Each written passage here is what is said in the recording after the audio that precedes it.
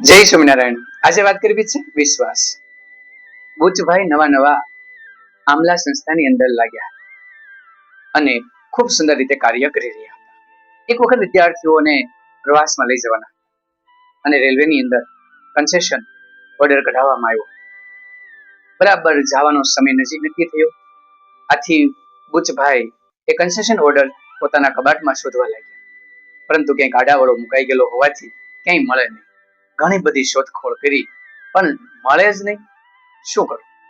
હવે જવાનું તો કાલે જ છે। જો કન્સેશન ઓર્ડર નહીં મળે તો પ્રવાસનું શું થશે? એકદમ મૂંઝવણમાં પડી ગયા। શું નાના ભાઈને વાત કરું?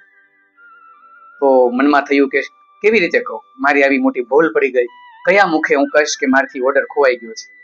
પરંતુ કોઈ રસ્તો હતો જ નહીં। એટલે તે ડરમાં અને મનની અંદર ઘણા બધા પ્રશ્નો સાથે નાના ભાઈને મળ્યા।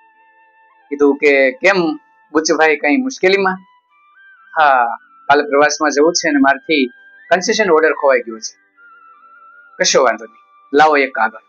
એ કાગળ લીધો અને સ્ટેશન માસ્ટરને સંબોધી એને અંગ્રેજીની અંદર કાગળ લખી દીધો અને લખી અને તેમને બુચભાઈને હાથમાં આપ્યો। કહ્યું કે કાલે આવો કાગળ સાથે રાખજો અને હું પણ તમારી સાથે આવીશ। કાગળ જેવો હાથમાં આવ્યો અને બુચભાઈએ ખોલી વાંચ્યો।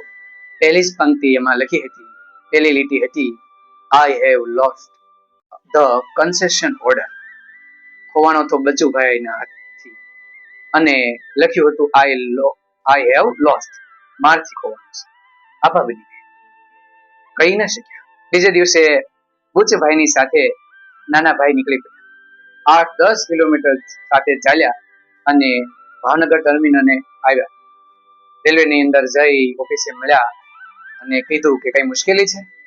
તરત પેલો જે ઓર્ડર લખેલો કાગળ હતો સ્ટેશન માસ્ટરના હાથમાં મૂક્યો।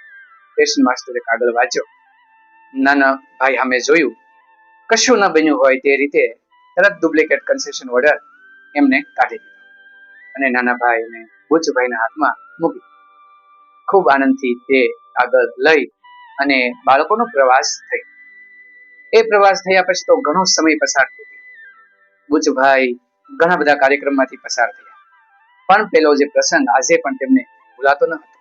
સંસ્થાને નુકસાન થાય એવો એક પણ નિર્ણય નાનાભાઈ જવા ન દેતા અને ખીજાવું હોય ત્યારે ખીજાઈ લેતા, પરંતુ જ્યારે બાળકની વાત આવી અને કર્મચારીની ભૂલ પડી ગઈ તો તેમને જાળવી લીધા અને જે ભૂલ કર્મચારી કરી હતી એ પોતે લઈ લીધી। એ કાગળ મારાથી ખોવાઈ ગયો છે અને વિદ્યાર્થીઓને પ્રવાસ કર્યો।